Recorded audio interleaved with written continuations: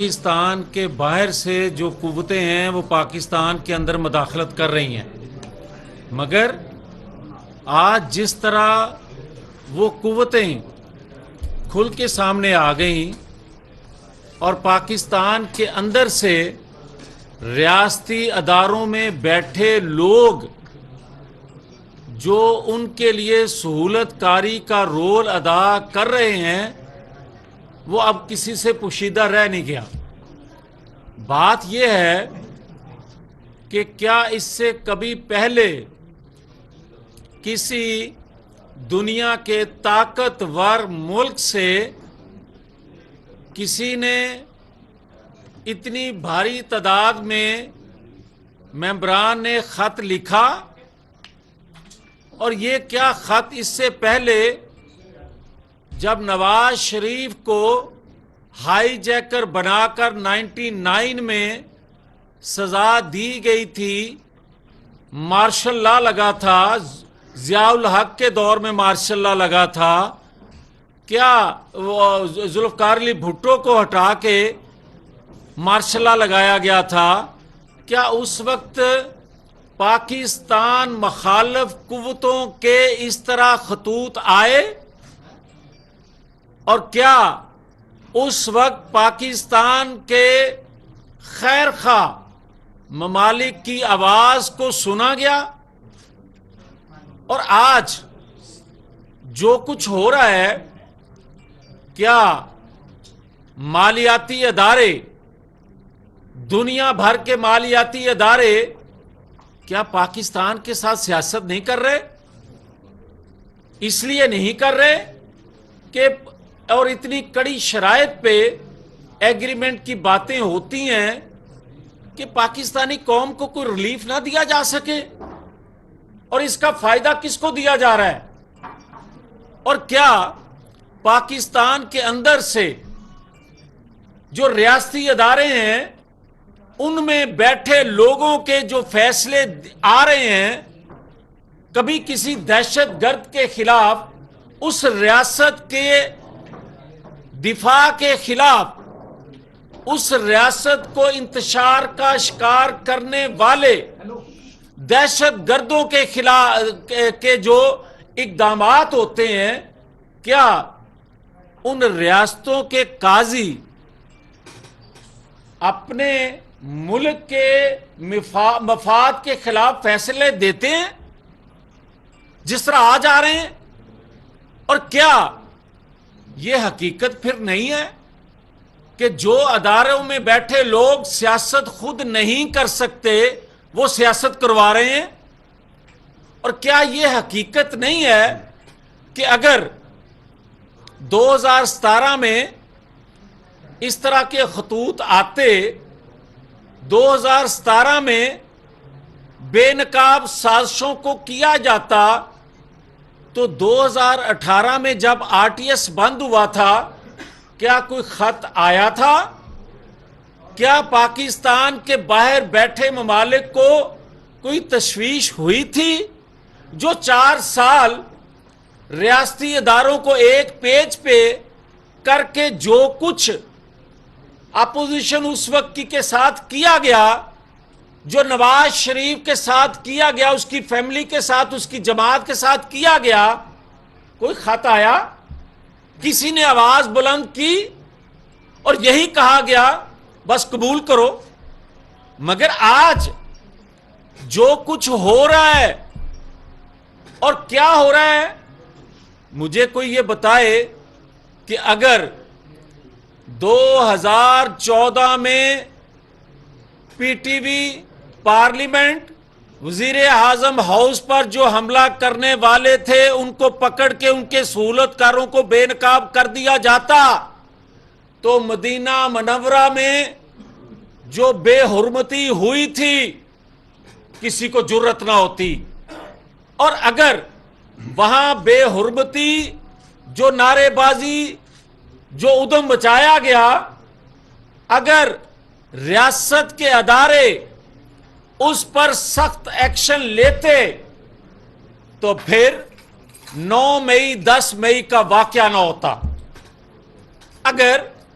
آپ مذہبی ٹچ، مذہب سے کھیلنے والوں کو بھی معاف کر دیں، عالمی سازشوں کا اعلی کار بننے والوں سے بھی خود کو نظر انداز کر دیں اس واقعے کو،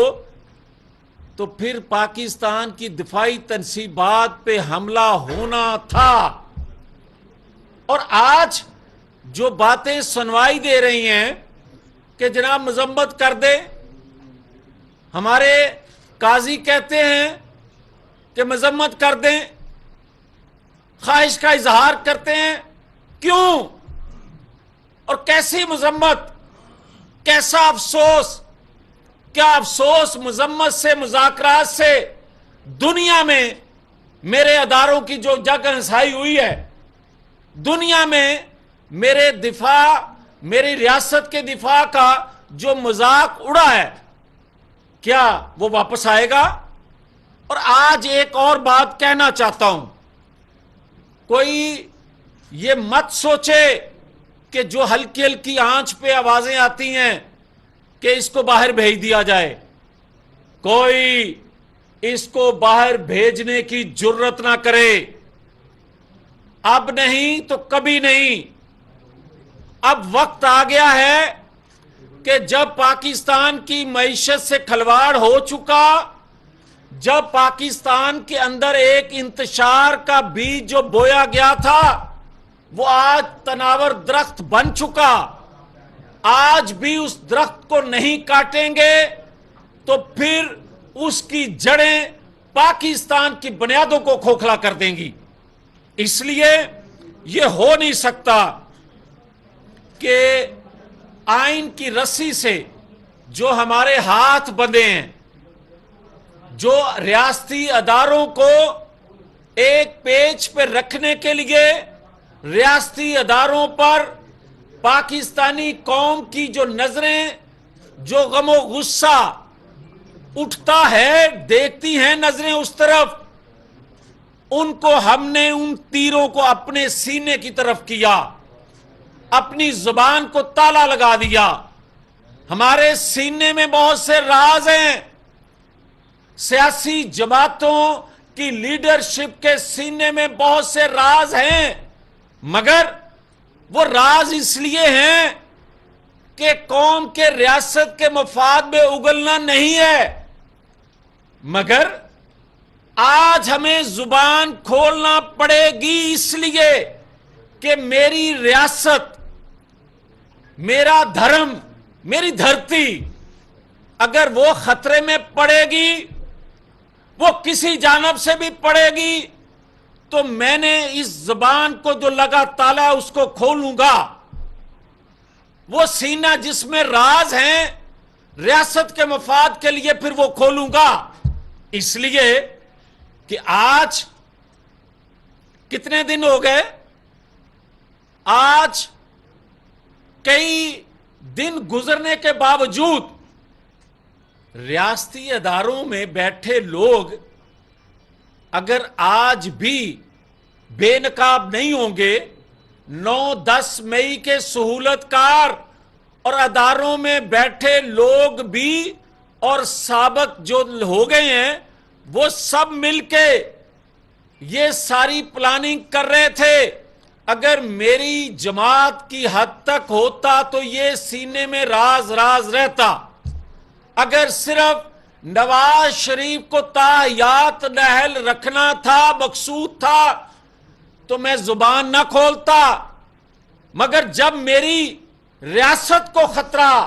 ان سے ہو گیا ہے، جب میری ریاست ان کے ہاتھوں محفوظ نہیں میں سمجھ رہا، تو پھر میں کس لیے یہ راز راز رہنے دوں؟ میں زبان کھولوں گا۔ کیا پاکستان کے انٹیلیجنس اداروں کے علم میں نہیں ہے کہ 9 اور 10 مئی کو کس کس ادارے میں بیٹھے شخص نے اس کے لیے سہولت کاری کا رول ادا کیا؟ اور جو کیا وہ اگر بے نقاب ہو جائیں اور کر لیے جائیں تو یہ وہی کردار ہیں جنہوں نے 2017 میں پاکستان کی بربادی کی بنیاد رکھی۔ وہ سارے کے سارے بے نقاب ہو جائیں گے، شاید اس لیے ان کو بے نقاب نہیں کیا جا رہا. 9-10 مئی کے واقعے کے کرداروں کو بے نقاب اداروں میں بیٹھے لوگوں یا ایکس لوگ جو ہیں ان کو کر دیا جاتا. کئی لوگ یہ سوچ رہے ہیں کہ 2017 کے کردار بھی کہیں بے نقاب نہ ہو جائیں. اب کرنا پڑے گا. اب اگر یہ ادارے گناہگار نہیں ہیں، اداروں میں بیٹھے لوگوں کو بے نقاب نہ کیا تو لوگ اداروں پہ انگلیاں اٹھا دیں گے. اگر ریاست کو جو کہ خدا کے فضل و کرم سے مضبوط بنانا ہے، سب پاکستانیوں کی آواز پکار ہے، مگر ان کرداروں کو چھپانے سے نہیں ہو سکتا. اس لیے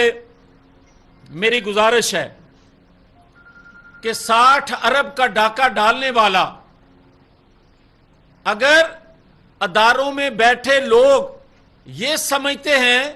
کہ جس طرح 450 لوگ پاناما میں تھے اور جس کا ذکر پورے افسانے میں نہیں تھا نواز شریف کا، اس کو صرف اس پاناما کی آڑ میں سزا دے دی اور اس میں بھی عالمی قوتوں کے لوگ شامل تھے اور یہاں سے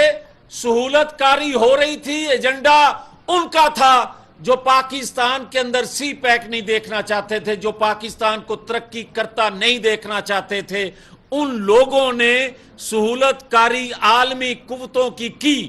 آج اگر کوئی یہ سمجھے کہ 60 ارب کی کرپشن جو ہے اس طرح ہی چھپا لی جائے گی جس طرح 450 لوگ پاناما کے چھپا لیے گئے، یہ نہیں ہونے دیں گے،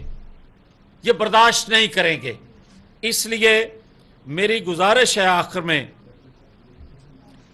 کہ آئین سے ہٹ کے کوئی چیز قبول نہیں کریں گے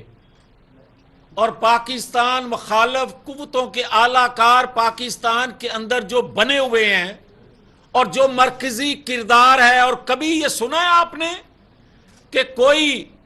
بلوائی، کوئی دہشت گردوں کا گروہ، اس کا سربراہ جو ہے وہ خود جا کے آپریشن کرے؟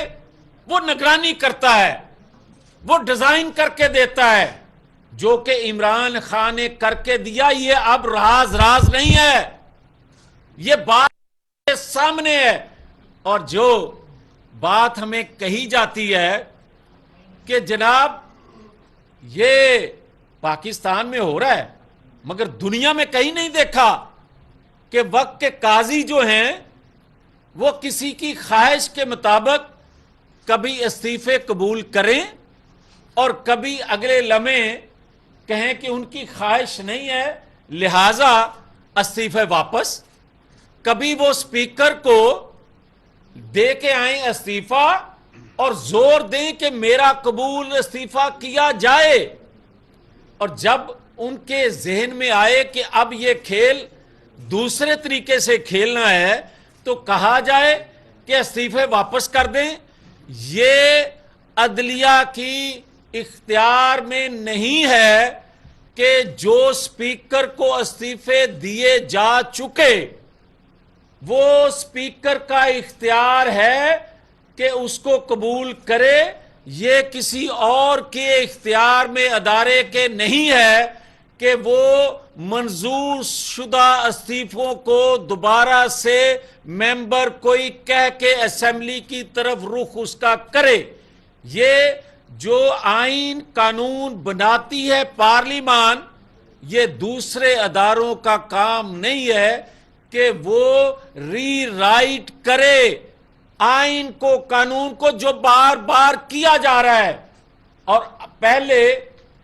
عدالت عظمیٰ سے ری رائٹ ہوا، اب نیچے والی کورٹ جو ہیں وہ بھی اس کو ری رائٹ کر رہی ہیں. اس لیے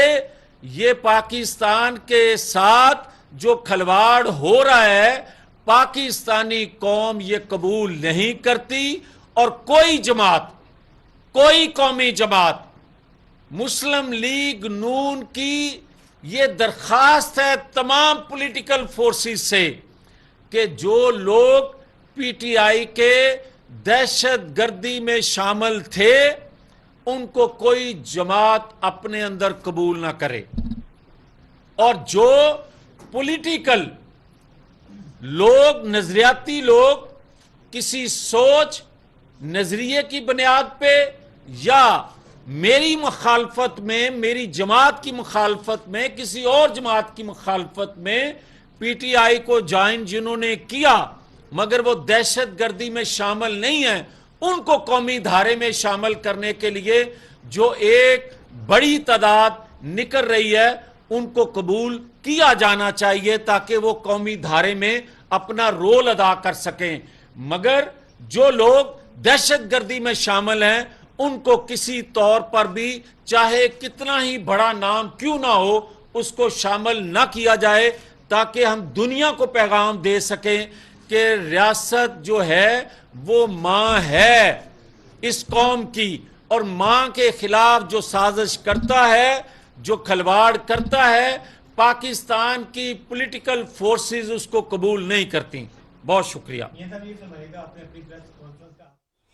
وفاقی وزیر میاں جاوید لطیف کی نیوز کانفرنس آپ ملاحظہ کر رہے ہیں۔ انہوں نے کہا کہ عمران خان کی سہولت کاری بیرون ملک سے ہو رہی ہے، عالمی سازشوں کے اعلی کار بننے والے رعایت کے مستحق نہیں ہیں۔ یہ نہیں ہو سکتا کہ ملکی معیشت کو نقصان پہنچے